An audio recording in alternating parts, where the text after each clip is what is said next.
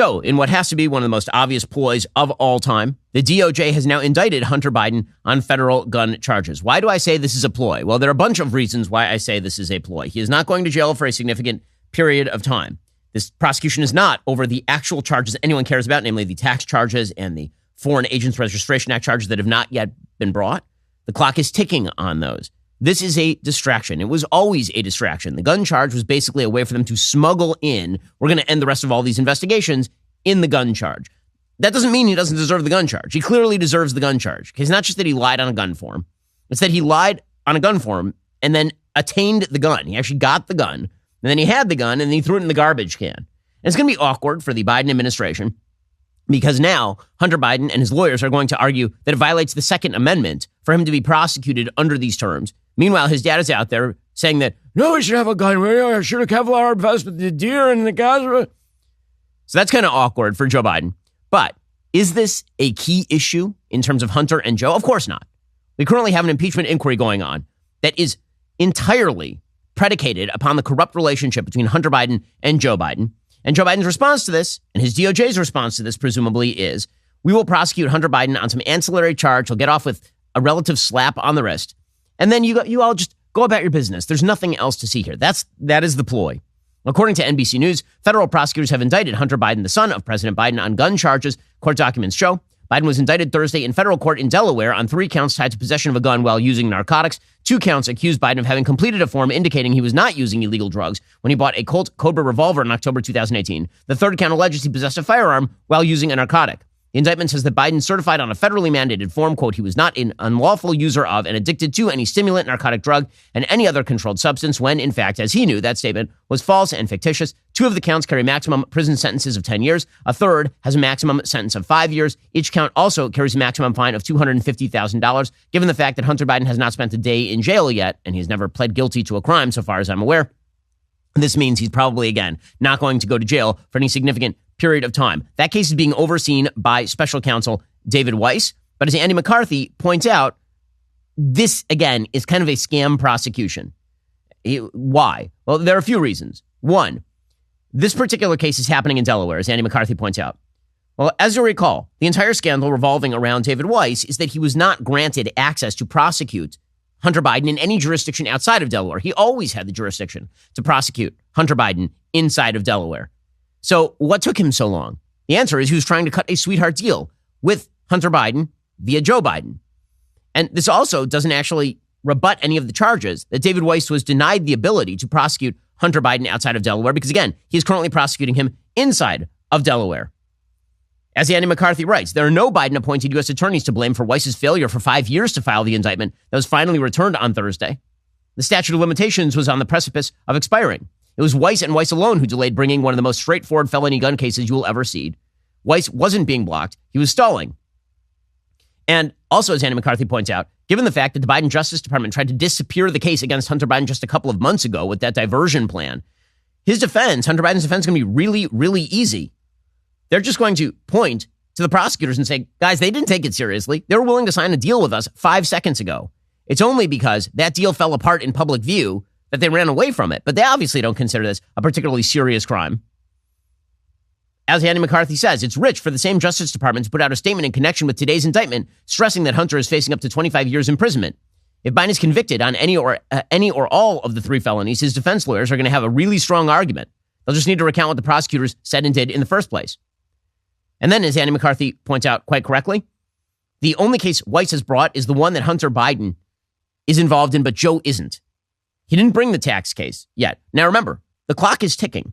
There's a 6-year statute of limitation on possible tax crimes. Those charges have not yet been brought.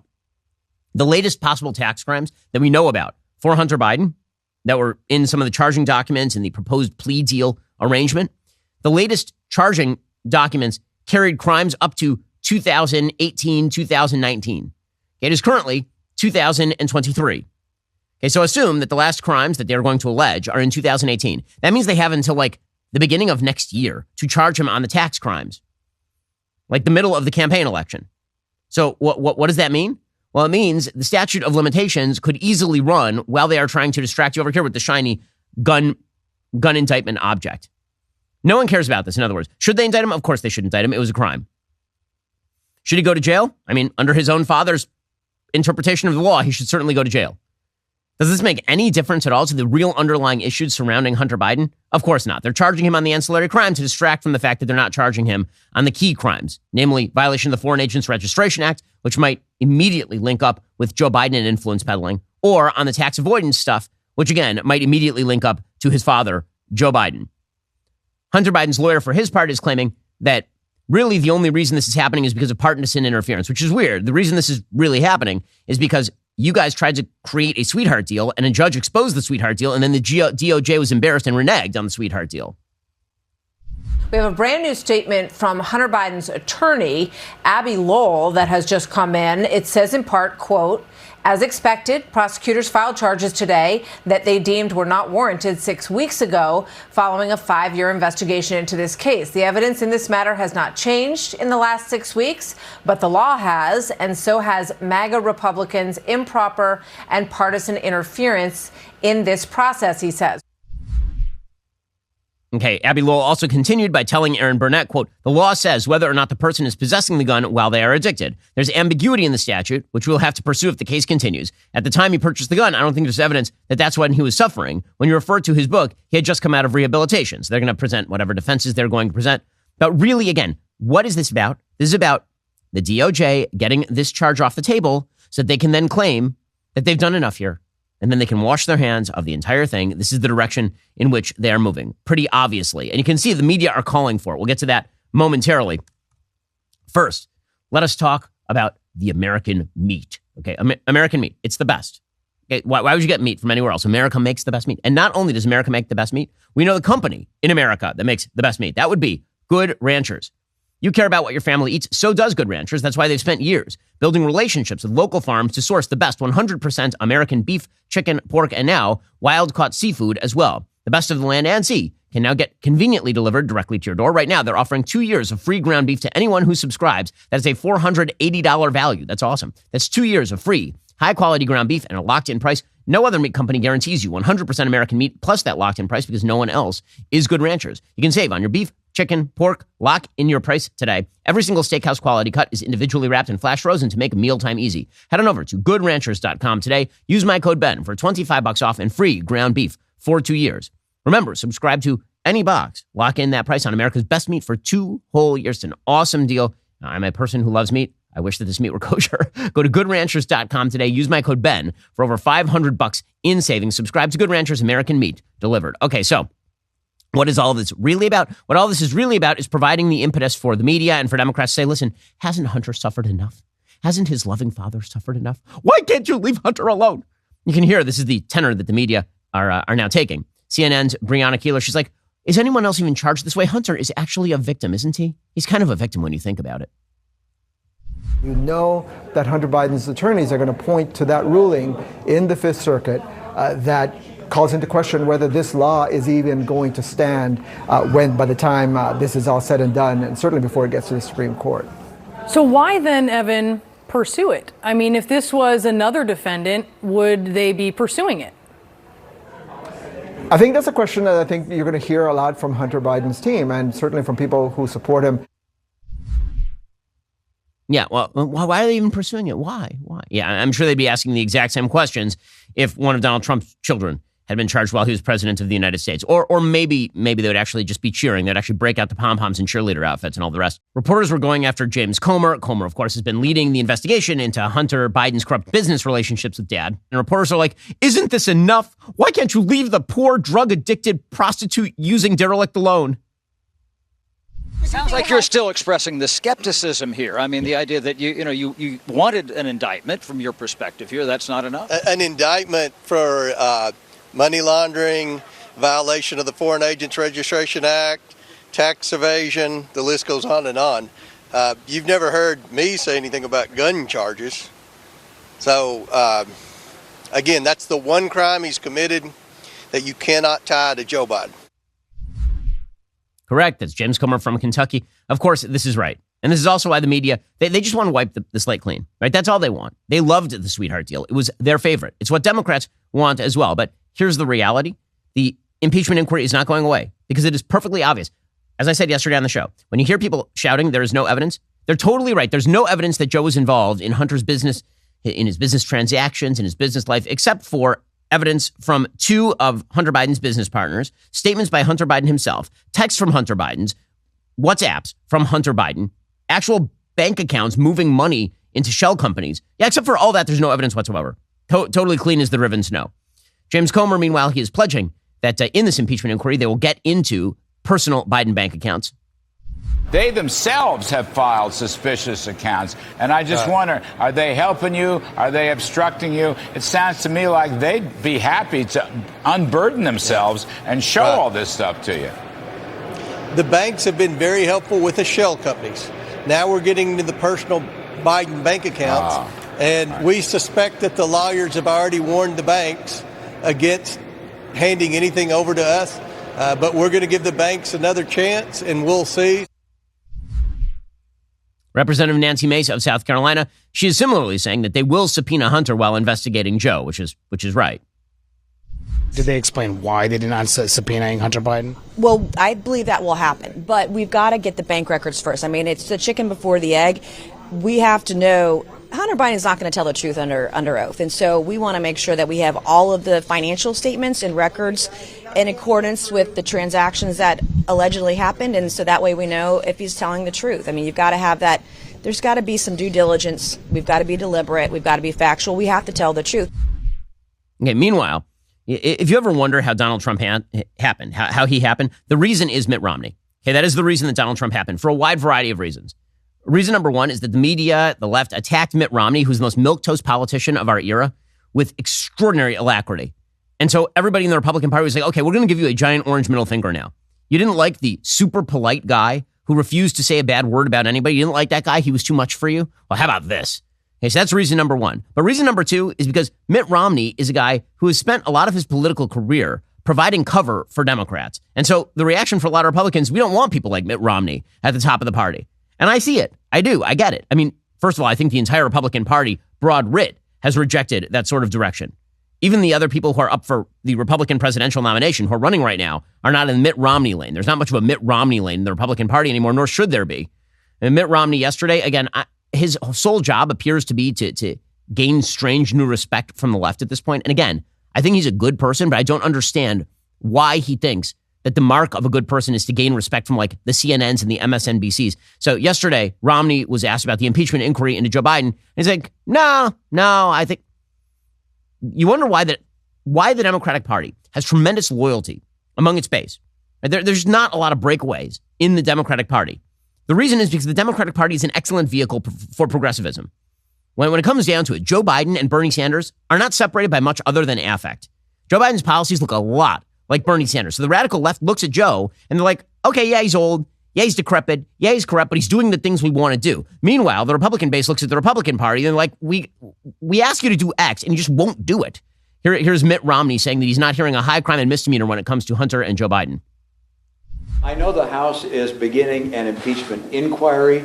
I haven't heard any allegation of something that would rise to the level of a high crime or misdemeanor. I think it'd be very unusual to actually see a referral of impeachment. I don't expect that to happen. Okay, that's an amazing statement, given the fact that he voted for Trump's impeachment on both accounts, right? On the first one, the Ukraine one, which is insane. Okay, the Ukraine one didn't even allege a crime. And he said that Donald Trump deserved to be impeached for high crimes and misdemeanors, while, by the way, defending the business relationships between Hunter and Joe. Here's Mitt Romney just a couple of years ago. The grave question the Constitution tasks senators to answer is whether the president committed an act so extreme and egregious that it rises to the level of a high crime and misdemeanor. Yes, he did. The president asked a foreign government to investigate his political rival. The president withheld vital military funds from that government to press it to do so. The president delayed funds for an American ally at war with Russian invaders. The president's purpose was personal and political. Accordingly, the president is guilty of an appalling abuse of public trust. Hey, by the way, in that exact same speech, he actually defended Hunter and Joe. I'm not kidding. I mean, so you wonder why the Republican Party turned to Trump? It's because of Mitt Romney.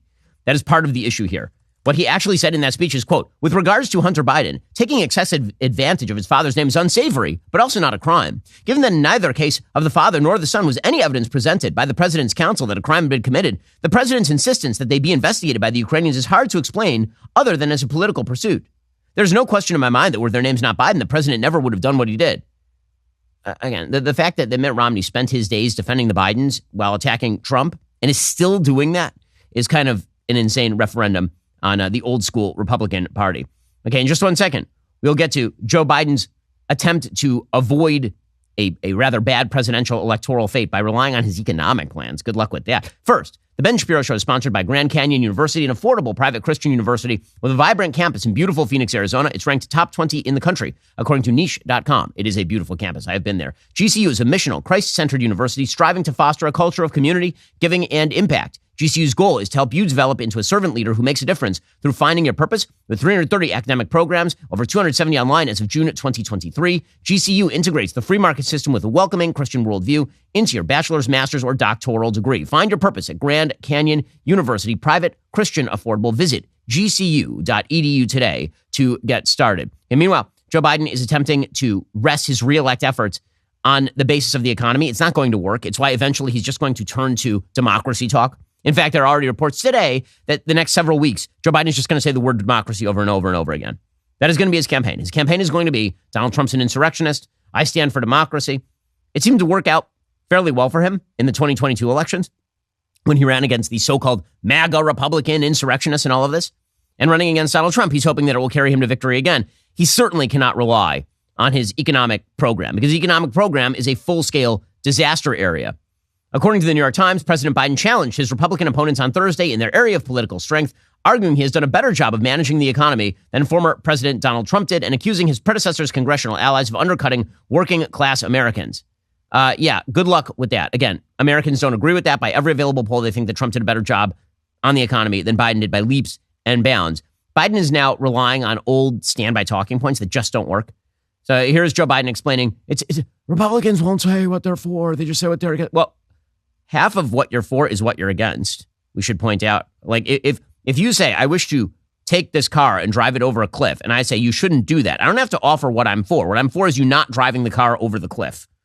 Here is Joe Biden trying to say words from his mouth hole and failing. America has the strongest economy in the world of all major economics. And all they do is attack it. But, you've noticed something. For all the time they spend attacking me and my plans, here's what they never do. They never talk about what they want to do. No, think about it. They tell you what they're against. What are they for? For you not doing the things you're doing. That's what we're for. We're for you not inflating the currency. We're for you not spending $7 trillion a year. We're for you not blowing trillions of dollars into random boondoggle projects via the Inflation Reduction Act, which has not reduced inflation. We're for, like, that's a bunch of things that I'm for. I love that argument. That argument is so stupid. It's a truly moronic argument. Honest to God, it's like so your employee is embezzling against you. And you're like, you call up the police and you say, I'm against my employee embezzling. Can you arrest them? And the police say, hey, you're telling us what you're against. We need to hear what you're for. No, that's not the way any of this works. Meanwhile, Joe Biden, branding genius, he has decided that he is going to coin a new term. Since Bidenomics is not working, he went deep into the recesses of his brain. They're not very deep. It's a very, very shallow puddle, that brain at this point. And always, actually, he was always a mile wide and an inch deep was Joe Biden, mentally speaking. He has now coined a new term. Here's how it works. He takes a term and then he adds the suffix nomics to it. Wait for it. Watch this. It's amazing. Under Meganomics, as I'm calling it. Meganomics? You mean Maganomics? Meganomics. You see, now that's the thing. He said Meganomics. Meganomics. Under Mugisha, at the good Busha. Not a joke. Not a joke. Don't jump. This is the one you chose. Also, he started screaming randomly, which is what he does. He whispers. I whisper into the microphone.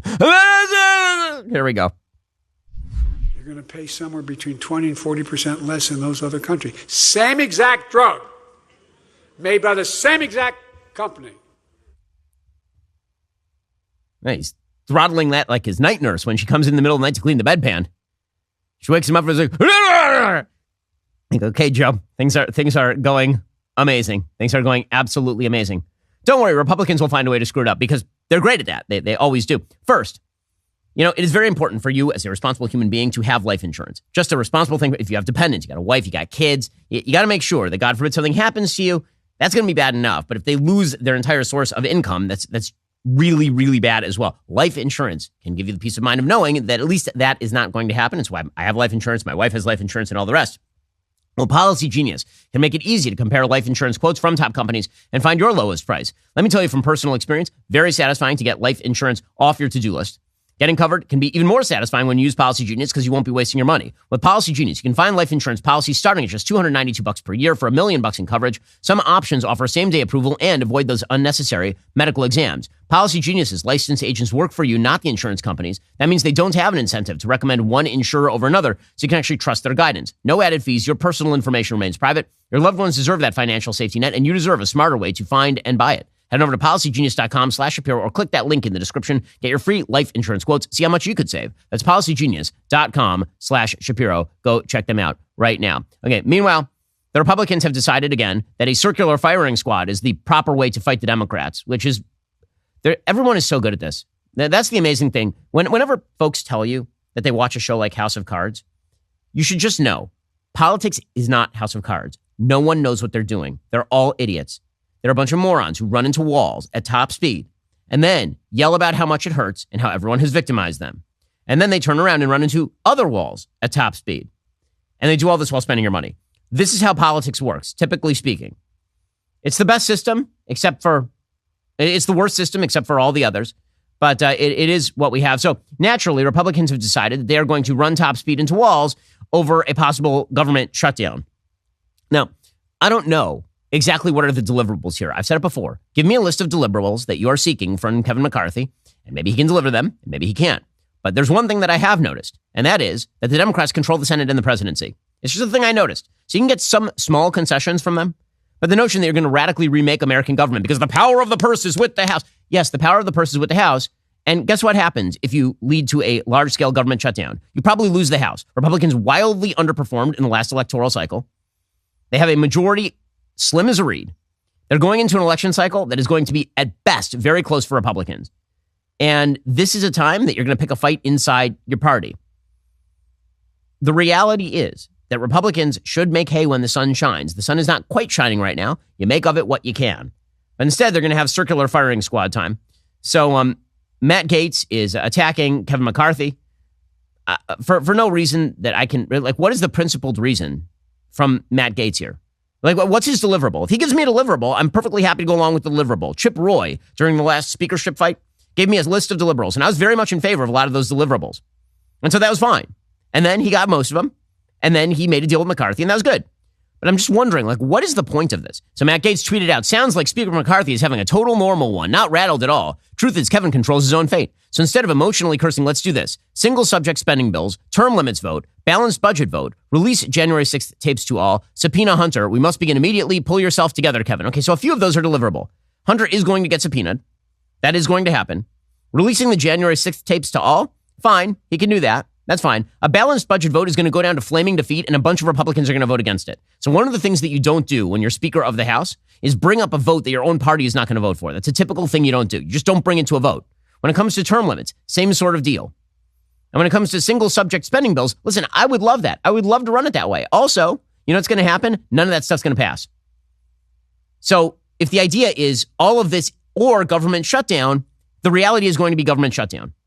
That's just what it's going to be. I hate the omnibus packages. I think they're garbage. I also don't believe the Democrats are simply going to cave to Republicans because Matt Gaetz goes on MSNBC and yells about Kevin McCarthy. So he's challenging McCarthy's speakership again. He's suggesting that he is going to challenge McCarthy's speakership again. Apparently, in a behind closed doors meeting, McCarthy was defiant with his caucus, and he said, move the motion then. Move the effing motion to remove him from his position if you think that you can do it. And he happens to be right about that. Again, there are like 180, 190 Republicans inside the Republican caucus who are not going to vote for anyone else. Apparently, he said, if you think you scare me because you want to file a motion to vacate, move the effing motion.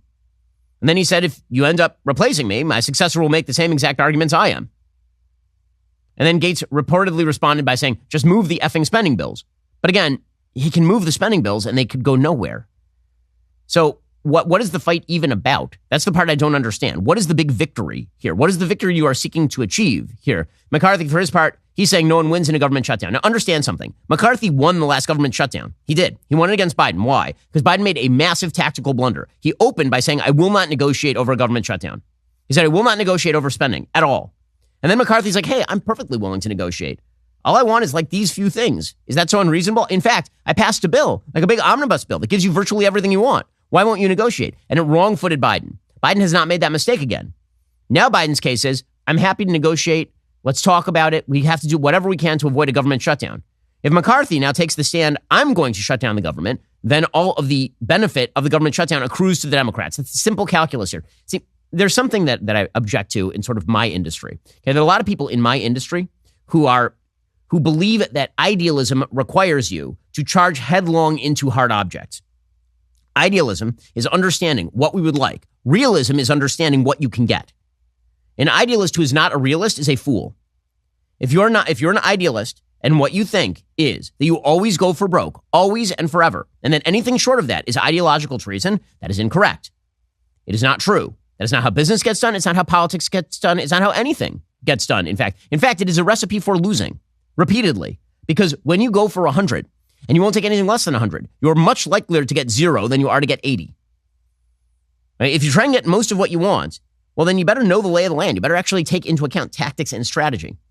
And there is this defeatism that has come into the Republican Party that suggests no matter what we do, we're not going to get what we want, so we may as well just yell as loud as we can with no actual end goal here that is doable. And then everyone who refuses to do that, we're just going to yell them out of the party, or we're going to alienate them, or we're going to put up candidates who are bound to lose, because if we yell a lot, maybe we'll feel better about it. Defeatism is a sin. Defeatism is a sin. Despair is a sin. This is not stuff that you should be doing. As somebody who watches politics, and people in my industry shouldn't be doing it either. It is my job to tell you, yes, what my principles are, but also the realistic lay of the land so we know what we can get. And I think there are a lot of people in my industry who don't tell you the lay of the land. And so they give a false perception of what it is that you can get. And that's a mistake, because it sets up unrealistic expectations. It means that there are politicians who are negotiating, who are trying to make the sausage, and then we object to the sausage making process. And then the sausage doesn't get made, and then we're really mad the sausage didn't get made, and we blame them. Okay, but the reality is that it's an ugly process. It will always be an ugly process. If you want Republicans to make serious changes in the spending habits of the United States, which is what I would like is the stuff that no one will talk about. I want restructuring of entitlements. The vast drivers of our national debt are not marginal programs. Okay, it is not marginal cutting around the edges of like the defense budget. The vast cuts that we need in our programs are going to be had by restructuring major programs. Yes, like Medicare and Social Security, those third rails of American politics. Democrats and Republicans know that there will come a point where austerity has to be brought upon the American people. That will include tax increases. It will include massive cuts to social benefits. All those things will happen. It's just a question of when. Or you can plan for it now, but nobody will touch that. Instead, we'll jabber about pork barrel spending and bridges to nowhere that cost a fraction of what it would cost to actually look at Social Security and Medicare. And the reality is, we're not going to do any of that unless you actually win. You have to win. You have to own the House. You have to own the Senate. You have to own the presidency. Then you can move stuff. What's amazing to me is that the calls for political courage constantly seem to be directly and in inverse proportion to the amount of power Republicans wield. It's kind of an amazing thing, truly. When Republicans control the House, the Senate, and the presidency, the calls for political courage disappear on the right. When Trump was president and Republicans ran the House and the Senate, where were the calls for now's the moment, guys. Let's restructure Social Security. Let's restructure Medicaid. Let's change how we do spending bills. Now's the time. Let's do it right now. Let's do it right now. Where were the calls? They totally went away. No one cared. And then when the Republicans are like barely in control of one house of Congress, like, be strong. You have to stand up. And now is no, actually. You know when you get things done? When you have control of the levers. Now, what does that bespeak? It bespeaks that when you're victorious, you tend to be lazy. And when you are not victorious, you tend to be defeatist and thus desperate and thus charge into walls at top speed. Here's McCarthy talking about how nobody wins in a government shutdown, which, I mean, speaking in terms of just political wins and losses. We've had several of these. Nobody's been like a big winner from a government shutdown in the recent past. I showed frustration in here because I am frustrated with the committee. I'm frustrated with some people in the conference. But when we come back, we're not going to leave. We're going to get this done. Nobody wins in a government shutdown. Okay, that happens to be true. You can yell about it. You can protest about it. A government shutdown is not going to result in Barack Obama repealing Obamacare. It wasn't going to when Ted Cruz did this routine back in 2013. A government shutdown is not going to result in Joe Biden reneging on the Inflation Reduction Act or whatever garbage he wants to pass. It's not going to do it. Again, I'll give you the idealism. I'll tell you what I want, and then I'll tell you what's realistic, because that's what responsible people do. And it seems to me that if you're talking about the fate of the United States and our fiscal future, responsibility should be at the top of the list. Or we can just be defeatist and then run against walls. We'll get to that in just one moment. First, let's talk about how you can make yourself healthier more easily.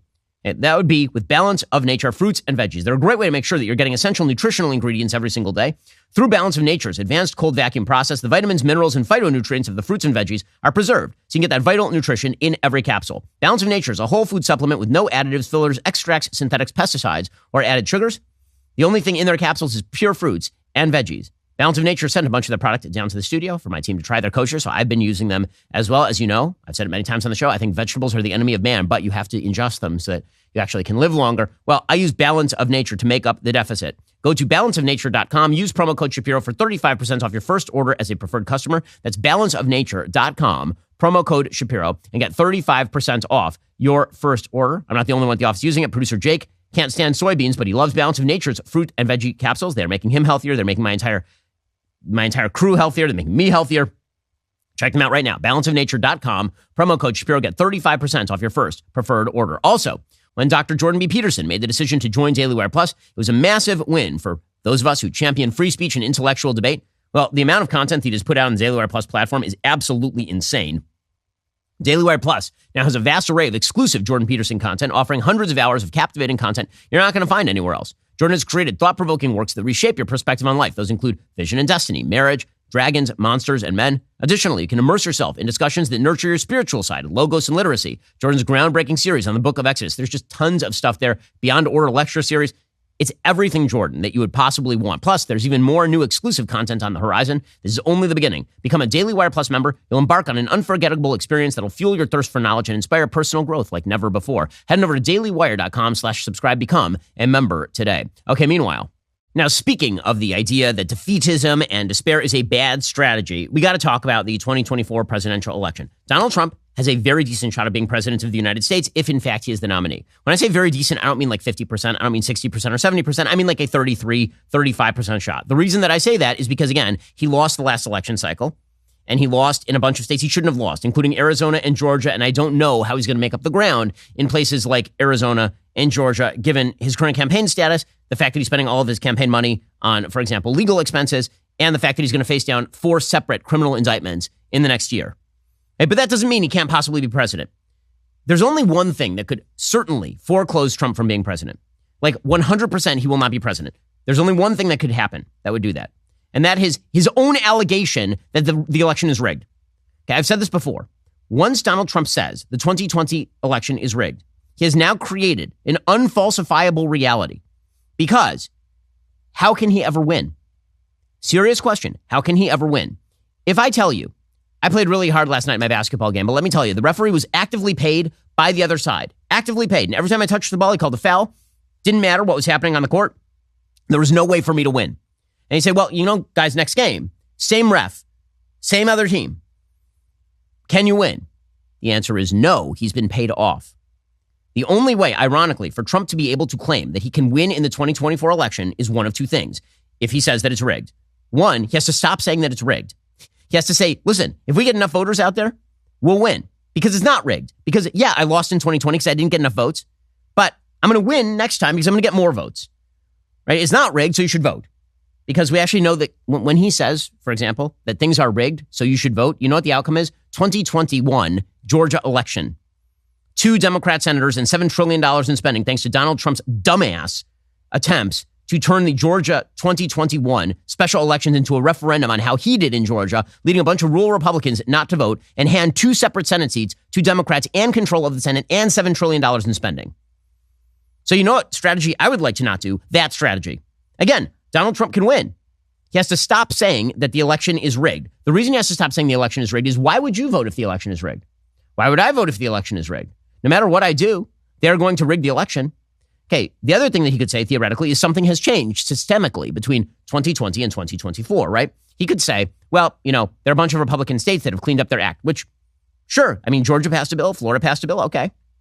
He could theoretically make that case, although he's going to have a tougher time in Arizona. He could make the case that we are taking serious on-the-ground steps to engage in some of the things Democrats do, like ballot harvesting or early voting. He could say those things, right? That would change the factors on the ground. Does he say any of those things? He does not say any of those things. So yesterday he did an interview. Again, it's so irritating to me. Donald Trump could still be president. He would still be president today if he had run a good campaign in 2020. And by the way, he would be leading Joe Biden by leaps and bounds if after the election of 2020, he had said, okay, I lost, but Joe Biden's going to be a terrible president and I'll be back in like a year telling you how terrible it was. And you're going to want me again. It would have been that simple, but we're not doing that. In any case, Donald Trump does an interview with Megyn Kelly, and she asks him the question that I have been asking for like a couple of years at this point. If you say the 2020 election was rigged, how do you plan on winning the 2024 election if it is similarly rigged? And his answer is everything that I said he should not say. His answer is, it is rigged. There's no way I can win. They'll just rig it. They'll bring in fake voters. They'll bring in fake ballots. They'll throw out good ballots. And so what's his strategy? He says, well, we'll get great voter turnout. That doesn't matter. If your entire argument is that Stalin is in the back room throwing out the votes, you can get a bajillion votes. You can win by 100 million votes, and you'll still lose. Because your argument is, as we would have said in law school, an argument that proves too much. In fact, you are discouraging your own voters from voting when you say their votes don't matter. Like, this is just strategic. It's strategic foolishness. I don't understand it. If he's the nominee, I'm going to vote for him. I want him to win if he's the nominee. But this is not the strategy for winning. This isn't the strategy for getting voter turnout up. It's a strategy for creating despair inside your own party. I don't understand this. Here he was with Megyn Kelly yesterday. Everyone knows you think 2020 was rigged. How are you going to unrig it in 2024? I get that question a lot too. Look, they use COVID to cheat. They cheat anyway, because how can you win elections? Open borders, high taxes, high interest rates, no voter ID. I mean, everything they do is like April Fool's Day. It's the opposite, okay? They have horrible policy. They're only good at cheating on elections. You want to know the truth. And I get the question too. We have unbelievable people, and we're going to be fighting like hell. Because if I don't win the election, okay, pause it there for a second. We have unbelievable people, and we're going to be fighting like hell is not an answer to they cheated and rigged all the rules. How are you going to win? In 2020, I assume he would have said the same thing, that he had unbelievable people and they're going to fight like hell. Fighting like hell is not a strategy. Fighting like hell is a description of a thing. It is not a strategy. If I tell you, again, the referee in this basketball game is paid off by the opposition and is going to rig the game for the opposition, and you say, how are you going to win? And I say, I'm going to play unbelievable. That doesn't answer the question. It doesn't answer, and the question must be answered, because if you want him to win, he better have an answer to this question. Otherwise, they'll just do the same thing they did in 2020, according to him. Not according to me, according to him. Again, my case is pretty simple. He won in 2016. He lost in 2020. He can win in 2024 because he won in 2016. He could also lose like he lost in 2020. Right? So, which means he should run a good election campaign and then he'll win. But he has foreclosed that possibility now, and now it's a box. It's a box of his own making. And the only person who benefits from that box is Donald Trump, the brand, but not Donald Trump, the presidential candidate. Donald Trump, the brand, benefits because if he loses, he can claim that he wasn't actually a loser. It was somebody else's fault. Right? They rigged the rules. Everybody was mean to him and all the rest of this whining nonsense. Or, and by the way, when I say nonsense, I don't mean it's not true. I just mean that whining in politics, if you're whining, you're losing. Okay, that's just the reality. Whiners whine and winners win. So if he actually wants to win, he should stop with the whining and he should start actually, investing tens of millions of dollars in ballot harvesting operations. He should start investing tens of millions of dollars in get out the vote efforts with regard to early balloting. He should spend spend of his own money. He should be spending this money on his legal fees so that when I give $1 to his campaign, in the general, which I'm sure I will, then that money will not go to his legal fees. It will go to actually doing the things necessary to win votes. But he didn't stop there. He keeps doubling down on it. According to Donald Trump, the election isn't just rigged, it's super rigged, which doesn't answer the question. Because if I don't win the election, meaning this philosophy, this thought, but if I don't win the election, I think our country is finished. I think it's the most important election we've ever had. If I don't win this election, like you talk to me about all of the different prosecutions, these aren't prosecutions. These aren't indictments. These are Biden indictments. These are different. This isn't God coming down from high and indicting you for. This is crooked Joe Biden. He's crooked as a $3 bill. He used to say $2 bill, but we have a few of them around. How does this answer the question as to how he's going to win? I'm just wondering.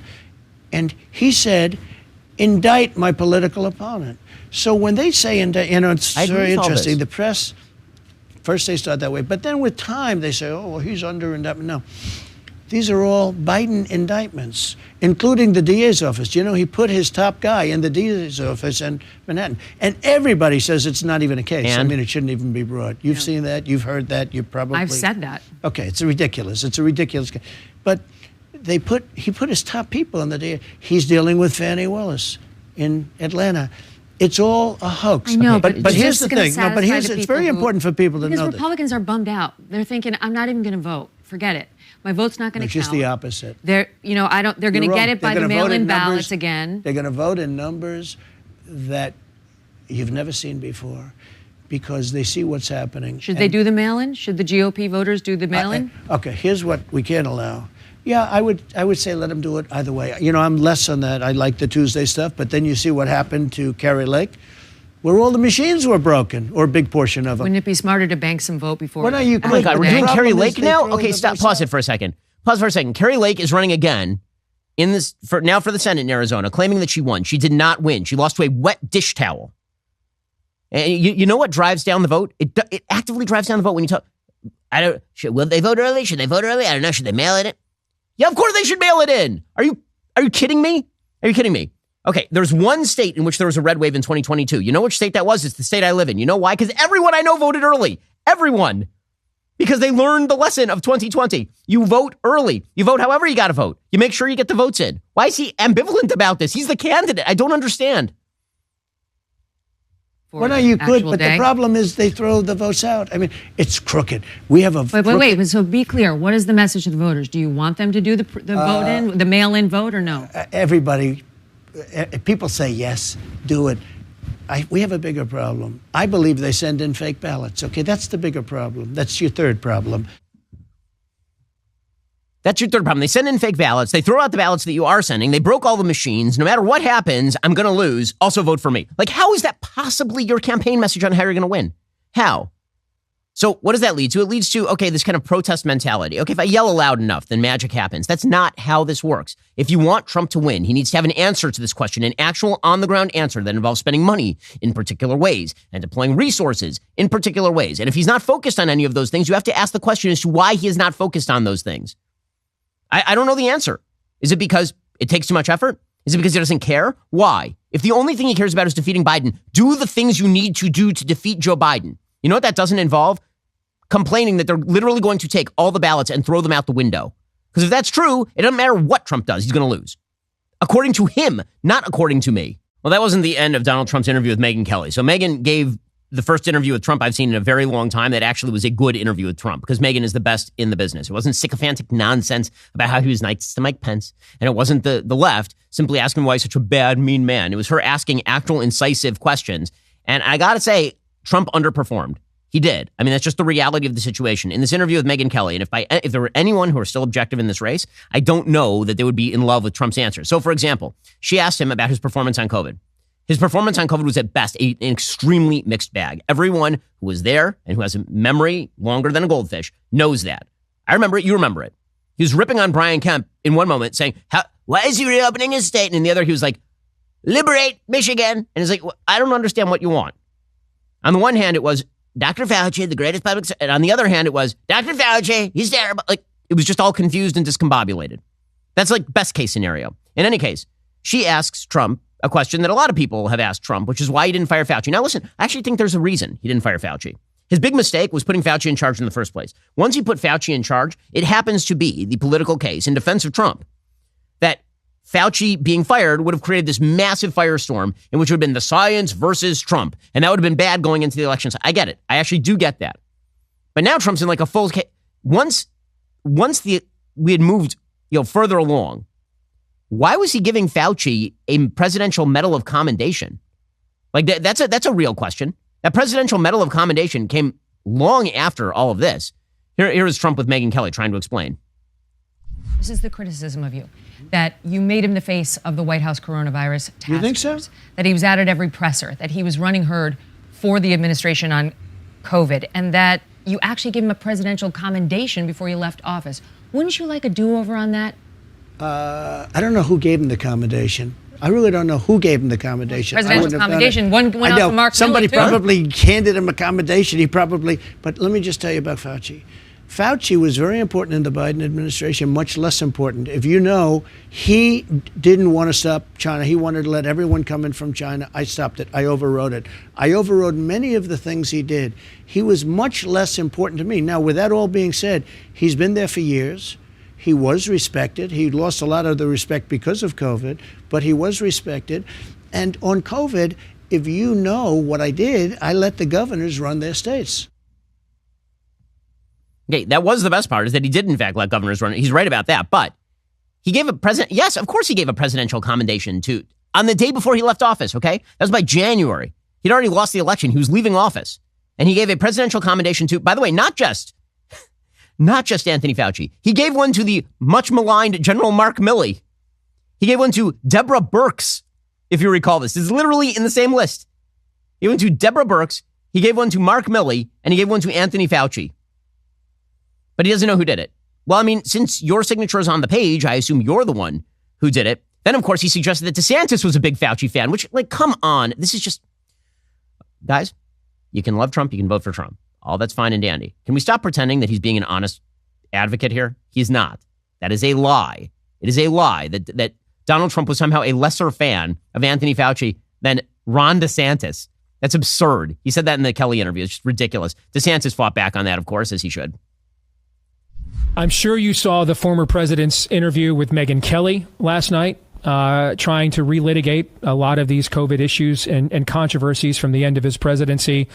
You were accused of having one of the worst lockdowns in the country, vaccine mandates, praising Fauci for months on end. I want to give you a chance to respond to all of that, because all that stuff was mentioned by the former president in that interview. Well, first, I think it's important to say that is different from what Donald Trump used to say. I mean, he used to praise Florida for having been open. He used to say I was one of the country's great governors.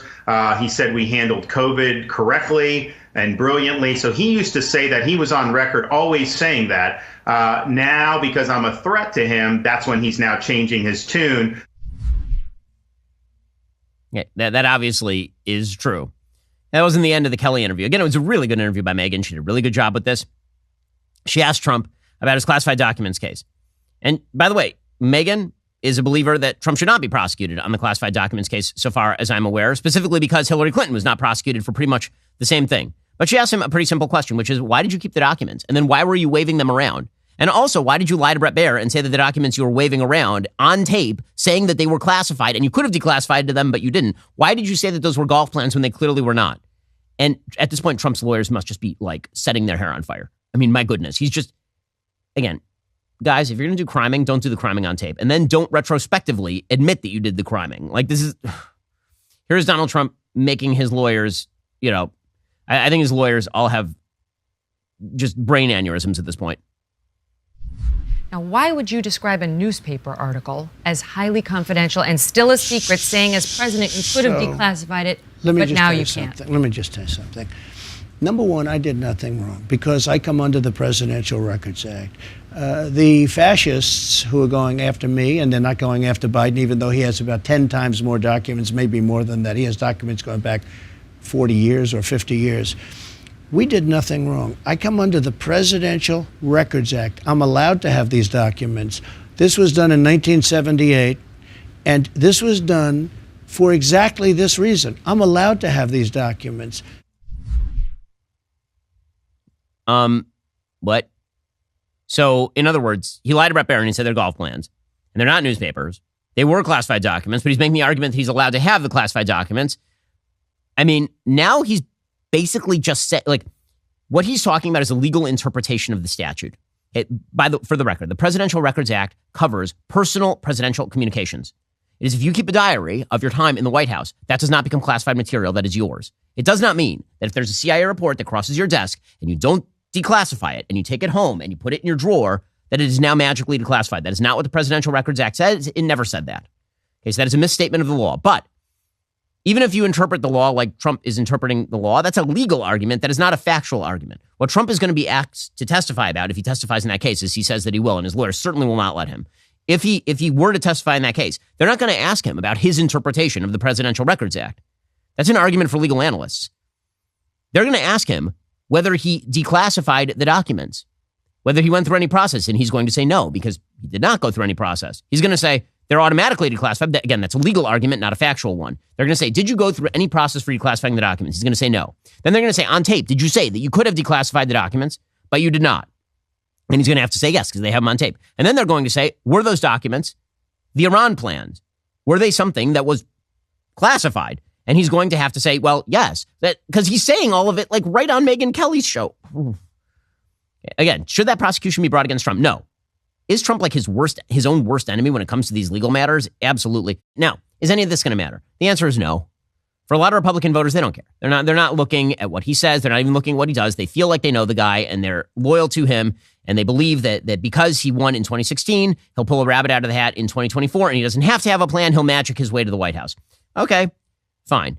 But, in the world of actual political analysis, where we are supposed to look at what people say and what people do, Megyn Kelly did a good job of interviewing Trump, and he did not do a good job of handling those questions just on any objective level. Okay, time for some things I like and then some things that I hate. So, things that I like today. I'm excited to announce to you that the Union Solidarity Coalition, which is apparently a group of quasi-famous actors and actresses and writers and such, they are now auctioning off their services to benefit their crew's healthcare fund. Now, at this point, I should remind you that every single person who's auctioning off services is worth many millions of dollars. And if they actually wanted to help benefit their crew's healthcare fund, they could just sign a check. In fact, that would be the best way to do it. So if you are Lena Dunham, and number one, you come from a very wealthy family, and number two, you have a net worth of $10, $12 million, it's a great way to help out the people who are members of your crew. Sign them a check. Like, amazing. You got a bunch of money. You could do that. If you're, say, Bob Odenkirk, and you made a massive success of yourself over the past few years, and you have a net worth that ranges in the $16 million range, well, maybe you sign a check. Well, no. Are they doing any of that? No. What they're actually doing is they're auctioning off their services, guys. This is exciting, exciting stuff. So let me read you some of the auction items that are now available because, man, this is what gems are available to you. These bids are open on eBay, by the way, for the next 7 to 8 days. I cannot wait. So you could, if you spend the proper amount of money, have a mural painted by Lena Dunham in your house. She'll come to your house if you live in New York, London, or LA, and she will paint you a mural in your home, which sounds like a nightmare because Lena Dunham is most famous for, being obsessed with the genitalia. So she says that when she was growing up, her house was effectively covered in pictures of female genitals. So I hope that you're ready to enjoy that.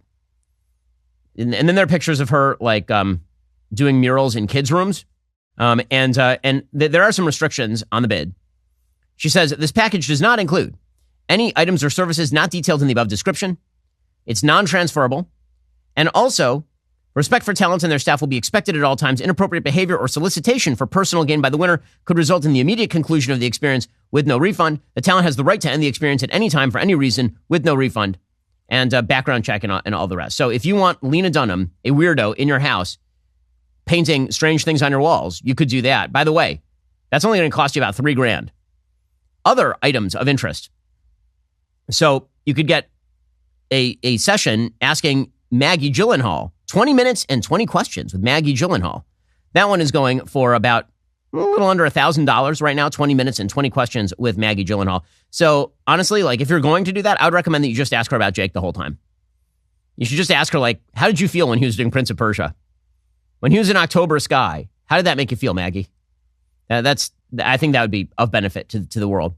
Natasha Lyonne is allowing you to help her help you solve the New York Times Sunday crossword puzzle. I don't know why you would desire that, or how she is she like amazing at crossword puzzles, or why it would like, okay, I suppose. That one's good. There is one of these I would bid on, and that is apparently John Lithgow will do a watercolor portrait of your dog, which is pretty hysterical. And I'll admit that seems kind of fun and kind of worth it. Apparently, you can also bid on other items, including, for example, 20 questions, 20-minute Zoom with Sarah Silverman. Now, the problem is that during that Zoom, you'll have to actually listen to Sarah Silverman's voice for 20 long minutes. The little cutesy baby voice. You'll have to listen to that. And she presumably says swear words a lot. That's exciting stuff. Jimmy Kimmel paid a lot of money just to not have to listen to Sarah Silverman's voice. So there's that. Apparently, Adam Scott, the guy from Severance, he is offering to walk your dog for 1 hour, LA-based dogs only, $2,500. Or Adam Scott could sign a check that would benefit the crew, but he's gonna walk your dog for an hour, which sounds amazing. Or theoretically, you could just walk your dog yourself. But I guess if you really want to be able to say that you hired Adam Scott to walk your dog because it's like a good cocktail party story or something, you could do that. I'm very into the sessions that are now being auctioned off with old Fox shows that lasted for a few seasons, but nobody remembers. So there's now a virtual hangout available with the cast of Bones. Ooh, with Emily, David, Michaela, and Tamara. Are you excited? Remember Bones? I barely do also. I mostly just remember the commercials during 24. But if you really want to hang with the cast of Bones, now is your absolute, virtually, of course. They don't want to be in a room with you, but virtually, now is your moment. I'm going to hold off on bidding on that until the cast of Lie to Me, a short-lived Fox series, is available, like Tim Roth. I'm just going to hold my fire. Apparently, there's a person named Ali Pinku. I don't know who that is. Ali Pinku? Any ideas, guys? Ali Pinku is a director. What has she directed? She has directed the first full season of Netflix Feel Good, and she has written on an unpronounceable show on because it has a curse word on 20th Century Fox, Bleeps Creek, and she has done an episode of Black Mirror, so that's exciting. You can have this no name coach you through an hour directing mentorship. Ooh, man, so many just awesome options here, all of which would be obviated by any of these very, very wealthy people signing a check to the people who actually do most of the work on their show. Really, really amazing. Busy Phillips is offering a New York experience for 2. You can take a pottery class with Busy Phillips. This just sounds like the worst remake of Ghost ever. It's just you and Busy Phillips in a room while she yells at you about the wonders of abortion, and you make pottery. Wow. So many opportunities here. So many opportunities. Well, the richness with which these people have endowed our lives and the lack of richness with which they will endow their crew who are out of work right now is truly awe-inspiring. That is awe-inspiring stuff. Okay, time for some things that I hate.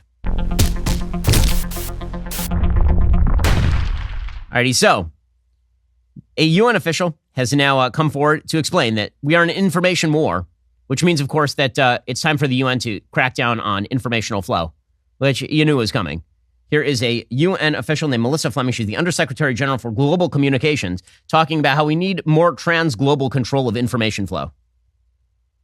We do feel like we are in an information war and that we need to massively ramp up our response. So we're creating at the UN a central capacity to monitor and also have the ability to rapidly react when mis and disinformation and hate speech is threatening not just our people, our operations, but also the issues and the causes that we're working on. But also we're going to be gearing up our verified initiative around climate change and developing this UN code of conduct on information integrity on digital platforms, hoping to set global standards that we can all advocate around. Oh, good. Global standards we can all advocate around, run by an organization that has on its Security Council China and Russia. I can't see how this will go wrong in any way, shape, or form. I can't see how people who worry about the globalist agenda Why are they concerned? I mean, after all, we have experts on hate speech who are going to come in and dictate to all the social media companies what they can and cannot allow. How could this possibly go wrong? The arbiters of morality over at the UN, the Mos Eisley of international politics, a wretched hive of scum and villainy, determining what you can say and what you can't say. It'll be fine. Alrighty, guys, the rest of the show continues right now. You're not going to want to miss it. We'll be joined on the line by Douglas Brunt. He's the author of a brand new book called The Mysterious Case of Rudolph Diesel. It's really a fascinating book. If you're not a member, become a member. Use code Shapiro. Check out for 2 months free on all annual plans. Click that link in the description and join us.